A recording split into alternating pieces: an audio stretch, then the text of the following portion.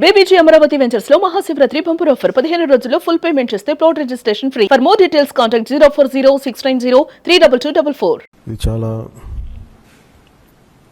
Serious. మతం అనగానే, faith అనగానే, ధర్మం, ఇవన్నీ చాలా లోతైనవి, బాగా సెన్సిటివ్. కానీ ఇలాంటివి ఒక మాట మాట్లాడాలి అంటే చాలా చాలా ఆలోచించి దీన్ని ఎలాంటి పర్యవసనాలు ఎదుర్కోవాల్సి వస్తుంది ఇవన్నీ ఆలోచించే మేము మాట్లాడతాం. 2019 నుంచి 2024 వరకు వారి పాలనలో, వైసీపీ పాలనలో చాలా సంఘటనలు జరిగినాయి. రిలీజియస్గా దాన్ని ఒక సెన్సిటివ్ ఇష్యూ జరిగినాయి మాట్లాడటానికి.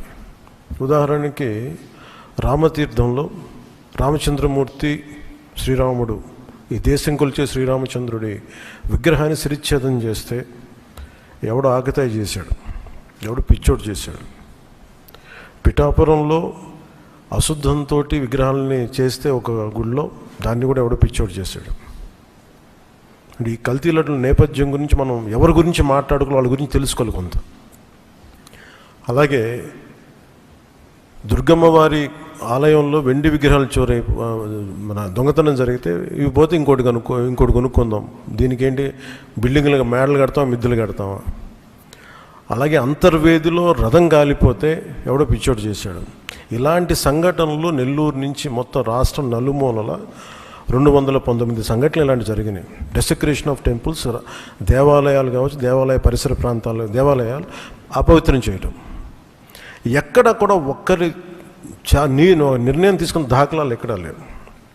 ఇలాంటి నేపథ్యంలో కూడా ప్రత్యేకించి జనసేన నుంచి కానీ మేము ఎక్కడ చాలా దాన్ని పొలిటికల్గా కానీ దాని ఒక మైలేజ్ వస్తుందేమో, దాని ఒక ఎమోషనల్ ఓట్ బ్యాంక్, అసలు ఆ నిర్ణయం ఎప్పుడు తీసుకోలేం. పదే చెప్పాం, కరెక్షన్ చేశాం తప్ప. అంత నిబద్ధత పాటించిన మేము స్వామివారి పాదాల చెంత రక్షింపబడ్డ గౌరవ ముఖ్యమంత్రి నారా చంద్రబాబు గారు కానీ చాలా జాగ్రత్తగా, అప్రమత్తతోనే మాట్లాడతాం, చాలా జాగ్రత్తగా మాట్లాడతాం. ఎన్డీఏ సమావేశంలో NDDM, national dairy development board, ఈ రిపోర్టు గౌరవ ముఖ్యమంత్రి గారు మాకు చదివి వినిపించారు. 3 రిపోర్ట్స్లో ఒక దాంట్లో వెజిటబుల్ ఆయిల్స్, నెయ్యి లేదు ఇందులో. అంటే ఏ స్థాయికి వీళ్ళు చేశారని చెప్తూ దాంట్లో ఒక రిపోర్ట్లో ఫిష్ ఆయిల్ ఉందనేది, ఇంకో దాంట్లో బీఫ్ టాలో ఉందనేది, ఇంకో దాంట్లో లాడ్ పంది కొవ్వు ఉందనేది, ఇంకో దాంట్లో గొడ్డు కొవ్వు ఉందనేది. ఇది చాలా సెన్సిటివ్ ఇష్యూ. ఇది ఒక రిపోర్ట్, అది సాలిడ్ రిపోర్ట్. అది ఇది మాట్లాడేటప్పుడు మేము ఆలోచించుకొని మాట్లాడి, నేను కూడా దాన్ని ముందుకు తీసుకెళ్ళినప్పుడు పర్యవసానాలన్నీ ఆలోచించి, కానీ నేను కూడా అనుకుని ఇది చెప్పాలా లేదా. ముఖ్యమంత్రి గారు చెప్పారు దీన్ని ఎంత తీసుకెళ్ళాలి. ఎందుకంటే మా భయం ఏంటంటే సెన్సిటివ్ అయ్యి మనం చేసేసామా, చెప్పకపోతే ఏం జరుగుతుంది. రేపొద్దున మీ అందరికీ తెలిసి కూడా మీరు ఎందుకు మాట్లాడలేదు, అదొక ప్రశ్న ఉంటుంది. అందుకని దాన్ని మాట్లాడాల్సి వచ్చింది. ఎందుకంటే ఆల్రెడీ మేము గవర్నమెంట్ ఫామ్ అయ్యాం, 5 years మేమే ప్రభుత్వంలో ఉంటాం. ఇది లాస్ట్ 6 నెలల్లో ఏదైనా ఉందంటే ఒక మేము ఇలాంటి ఏదైనా చేసాం ఒక అర్థం ఉంటుంది. వచ్చిన 2 నెలలు మాకు ఏం అవసరం ఉంది, 5 years ఈ ప్రభుత్వమే ఉంటుంది. ప్రజలు ఎన్నుకున్నారు. ఇది తీసుకెళ్ళకపోతే తప్పు అవుద్ది. ఎందుకంటే మా బేసిక్గా అందరం ప్రతి మతాన్ని గౌరవించే సంస్కృతి ఇది. ఈ దేశంలో హైందవ సంస్కృతి లేకపోతే మిగతా సంస్కృతులు లేవు. అలాంటి హైందవ సంస్కృతి మీద ఇంత అపవిత్రం జరిగినప్పుడు, వీళ్ళు రిపీటెడ్గా చేస్తున్నప్పుడు ఇది చెప్పాలా లేదా అని కూర్చొని చాలా తర్జనలు పడి, నాకు పర్సనల్గా గిల్ట్ ఉండి, అరే మనం ఇంత కళ్ళ ముందు ఇంత రిపోర్ట్ మాట్లాడకపోవటం అని చెప్పి చేసిన తర్వాత దాని తద్వారా మీ అంశాలు తెలుసు. అది సుప్రీంకోర్టు దాకా వెళ్ళింది. కొంతమంది మీరు ఇట్లా అన్నారు, లారీకి లబ్ధన్నారు. మాకేం పోతే 5 సంవత్సరాలు మేమే ఉంటాం, మాకు ఆ భయాలు లేవు. కానీ దీన్ని కరెక్ట్ చేయకపోతే ఎందుకు మాకు ఉంది అంటే దీనికి నేపథ్యం అసలు వీళ్ళని మీరు ఎగ్జామిన్ చేయాలి. ఈ సమావేశం ద్వారా ప్రజలందరూ కూడా మేము ఏం ఎగ్జామిన్ చేస్తున్నామంటే వీళ్ళు ఎలాంటి పరంపర నుంచి వచ్చారు, వారసత్వం ఏంటి వీళ్ళకి. వీళ్ళు భగవంతుడి మీద పగబట్టారు. ఏడుకొండల స్వామి మీద పగ ఉంది. అది ఈరోజు పగ కాదు, ఏం పగో నాకు అర్థం కాదు. అయ్యే 7 కొండలు అంటాం, 7 కొండలు ఎందుకు, నీకు 2 కొండలు చాలు. భగవంతుడి మీద పగ ఏంటి? ఎవరికైనా వ్యక్తిగతంగా వర్గాల మీద పగ ఉండొచ్చు, ప్రత్యర్థి మీద పగ ఉండొచ్చు, కానీ విచిత్రంగా వీళ్ళు భగవంతుడి మీద పగబట్టారు. మేము ఆ కోణం నుంచి నాకు అనిపించింది, దీన్ని కరెక్ట్ చేయాలి, ఇది చెప్పాలి. ఇది నేను ఎందుకంటే నేను మాట్లాడేటప్పుడు మేము చాలా ఒళ్ళు దగ్గర పెట్టుకొని మాట్లాడతాం, ఎందుకంటే వీల్ ఫేస్ ద కాన్సిక్వెన్స్ మాకు తెలుసు. ఉదాహరణకి మీకు అయోధ్య రామ మందిరం నిర్మాణానికి ఈ దేశం ఎంత తల్లడిల్లిపోయింది, ఎంత కదిలింది, ఎన్ని గొడవలు జరిగినాయి, ఇలాంటి దీనికి కూడా వీళ్ళు పంపించిన దాదాపు 1,00,000 లడ్డూలు ఇవన్నీ కూర్చోబెట్టి ఇన్ఫర్మేషన్ తీసుకుంటామంటే, ఒకటి అసలు ఏం జరిగింది అన్నీ మొన్న వీళ్ళు చెప్పిన రిపోర్ట్లోనే దాంట్లో యానిమల్ కొవ్వు లేదంటున్నారు. సరే, ఫర్ ఎగ్జాంపుల్ నేను ఒక ఆర్గ్యుమెంట్ సేక్ అన్ని రిపోర్ట్స్లో కూడా ఎక్కడ కూడా ఈ నెయ్యిలో నెయ్యి లేదు. 59,70,000 పైచిలుకు కిలోలు 59,70,000 కిలోల నెయ్యి మీరు ఇది కల్తీ నెయ్యి అని కూడా దీన్ని కల్తీ వనస్పతి, కల్తీ పామాయిల్ అనాలి దీన్ని. ఇవి దీంతో కలిపి ఇన్ని కోట్ల లడ్డూలు చేసిన తర్వాత దాంట్లో 1,00,000 లడ్డూలు అక్కడ కూడా పంపించారు, అయోధ్య కూడా పంపించారు. వీటి నేపథ్యం మొత్తం రిపోర్ట్స్ అన్నీ వచ్చిన తర్వాత ఈ నెయ్యిలో ఎక్కడా కూడా 59,70,000 ఇక్కడ లడ్లు దీనికి సంబంధించింది వీళ్ళు అనుకున్న సోకాళ్ళు నెయ్యి సప్లై చేసి దాంట్లో ఆన్ రికార్డ్ 58,00,000 పామ్ ఆయిల్ దానికి సంబంధించిన ప్లాంట్ బేస్డ్ అన్నీ దొరికినాయి. అవి కాకుండా 1,70,000 నుంచి దాదాపు 2,00,000 వరకు కెమికల్స్ దొరికినాయి. ఇవి ఆన్ రికార్డ్ వాళ్ళు కొన్నట్టు. మీకు టీటీడీకి మేము ఇన్ని లక్షలు 59,00,000 పైచిలకు నెయ్యి సప్లై చేసామంటే ఆ పర్టికులర్ కంపెనీ 58,00,000 పైచిలకు వీళ్ళు మనకి పామ్ ఆయిల్ దానికి సంబంధిత అన్నీ కొన్నారు. అలాగే 1,70,000 ఈ కెమికల్స్ కొన్నారు. ఇవన్నీ చాలా ఆన్ రికార్డ్ దొరికారు. ఎక్కడా కూడా సిబిఐ కానీ ఎక్కడ క్లీన్ చిట్ ఇవ్వలేదు.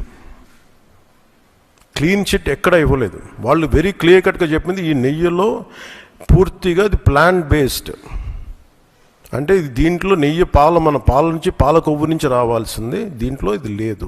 చాలా చాలా స్పష్టంగా అది చెప్పారు. మిగతాయి మేము నిర్ధారించలేకపోతాం, మా దగ్గర ఇన్ఫర్మేషన్ లేదు అనేది ఒక రిపోర్ట్ వాళ్ళు చెప్పింది. అలాగే national dairy development board very క్లియర్గా చెప్పింది దీంట్లో ఫిష్ ఆయిల్, అలాగే గొడ్డు కొవ్వు, పంది కొవ్వు, ఇవన్నీ లార్డ్ మన ఇంగ్లీష్ పదాలతో ఇవి ఉండే అవకాశాలు ఉన్నాయి. చాలా స్పష్టంగా వాళ్ళు ఇచ్చారు. ఈ ప్రాసెస్లో వీళ్ళు దీన్ని కూర్చోబెట్టి అడ్డగోలుగా మాట్లాడితే, ఎందుకంటే వీళ్ళకి ఏ రోజు కూడా ఈ ధర్మం మీద వాళ్ళకి గౌరవం లేదు. పైగా ఈ దొరికిన వాళ్ళ ఛార్జ్ షీట్లు మీకు చూస్తే మనకి తెలిసిన పేర్లన్నీ చూస్తే ఇందులో ఎక్కడ మతానికి సంబంధం లేదు. ఇది భోలేనాథ్ బాబా కానీ మిగతా ఏ డైరీ మీరు చూసినా కానీ వీళ్ళు ప్రిడామినెంట్లీ దర్ ఆల్ హిందూస్. దీంట్లో అసలు మతానికి కానీ దీంట్లో ఒక ఇస్లాంకి సంబంధించిన వ్యక్తులు కానీ లేదంటే మన క్రిస్టియన్ సంబంధించిన వ్యక్తులు అసలు ఎక్కడ సంబంధం లేదు. ప్యూర్లీ మాట్లాడుతున్నాం హిందువుల గురించే మాట్లాడుతున్నాం ఇక్కడ. So there is no question of other religions here. ఈ గత ప్రభుత్వం విషయంలో కూడా మేమేం మాట్లాడుతున్నాం అంటే they never have respect for the traditions and dharma of this land. అది చాలా ఆబ్వియస్గా చాలా మనకు తెలుస్తూ ఉంది. దాంట్లో భాగంగానే వీళ్ళు అదే చేశారు. చూసి ఈరోజు మాట్లాడి క్షమాపణ అడగకుండా తప్పు జరిగిపోయింది. ఇందాక మా కేశవ్ గారు చెప్పినట్టుగా ఒక తెలియక చేస్తే పొరపాటు, తెలిసి చేస్తే తప్పు, కనీసం తప్పులు జరిగినాయి అది కూడా చెప్పకపోగా మమ్మల్ని క్షమించమని అడుగుతున్నారు. నేను ఒకటే చెప్తున్నాను, భగవంతుని మీద పగబట్టుకున్నవాడు సర్వనాశనం అయిపోతాడు తప్ప ఎవడు బతికిన దాఖలాలు లేవు, గుర్తుపెట్టుకున్నారు. ఎందుకంటే ఇది ఫెయిత్కి సంబంధించింది. చాలా స్పష్టంగా చాలా క్లియర్గా సిబిఐ దాంట్లో మీరు కల్తీల మీరు అసలు నెయ్యి లేని దాంతో మీరు లడ్డూలు చేసి దాంట్లో మీరు ఇందాక చెప్పిన గ్లిజరైడ్స్ ఇవన్నీ ఉన్నాయి కదండి. దానికి మీకు ఒక రికార్డ్ చెప్తాను. 2019 నుంచి 2025 వరకు మీకు కనీసం ఒక నువ్వుల నూనె 180 రూపాయల నుంచి 268 రూపాయలు ఉండేది కనీసం 26కి ఈ రోజుకి.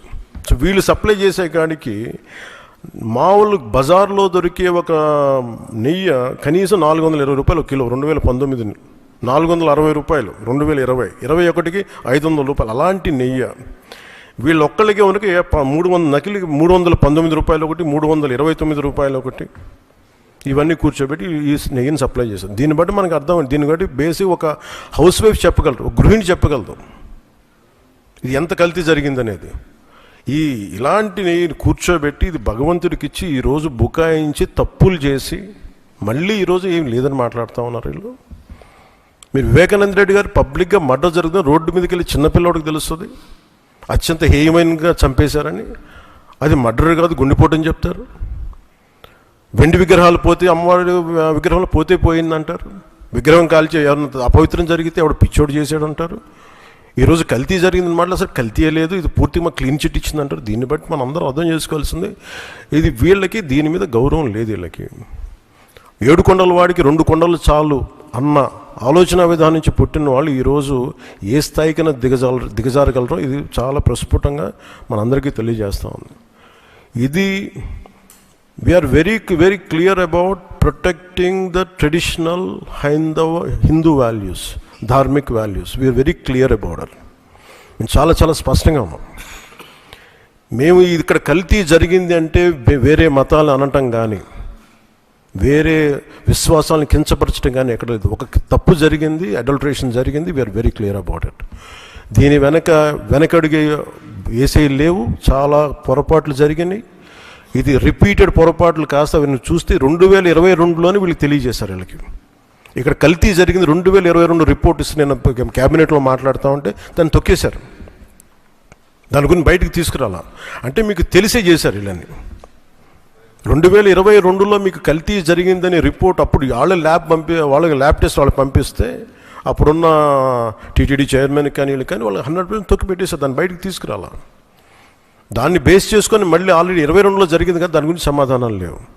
ఇవన్నీ తెలిసి కూడా మీరు అయోధ్యకి కల్తీ లడ్డులు పంపించారు. మీరు ఇది విశ్వాసాల మీద మీరు కొడుతున్న దెబ్బ. ఇది మీ ఆలోచన ఏంటి అది అనేది మీరు తెలుసుకోవాలి. అందుకే మీరు భగవంతుని మీద పగ పెట్టుకున్నవాడు ఎవడైనా సరే, 7 కొండల వాడి మీద పగ పెట్టుకున్నాడు ఎవరైనా సరే మట్టి కరిచిపోతారు తప్ప. మీరు ఇలా బుకాయించుకొని చేసిన తప్పులు క్షమాపణ వేడుకోండి తప్ప మీరు కూర్చోబెట్టి మేము క్షమాపణ, మీరు భగవంతుడికి మీరు క్షమాపణ చెప్పాలి. 7 కొండల వాడికి మీరు క్షమాపణ చెప్పాలి. ఈరోజు మీరు మాట్లాడుతుంది ఈ రోజుతో ఆగదు. ఇది ఐ విల్ మేక్ షూర్, మా కూటమి will make sure that you will be liable everyone, ప్రతి ఒక్కరు కూడా. ఎంత టైం పడుద్ది, ఏం టైం పడుద్ది అనేది సిబిఐ ఫర్దర్ రిపోర్ట్ రావాలి. అది కేసులోకి మన కోర్టులకు వెళ్ళాలి. అన్నీ అయిన తర్వాత ప్రతి ఇది అయితే మేము 100% దీన్ని వదలం. ఖచ్చితంగా ఈ దోషులను ఎవరైతే ఉన్నారో మేము క్షమాపణ చెప్పడం కాదు, మీరు భగవంతుడికి మోకరిల్లే వరకు యుద్ధం సాగొద్దు.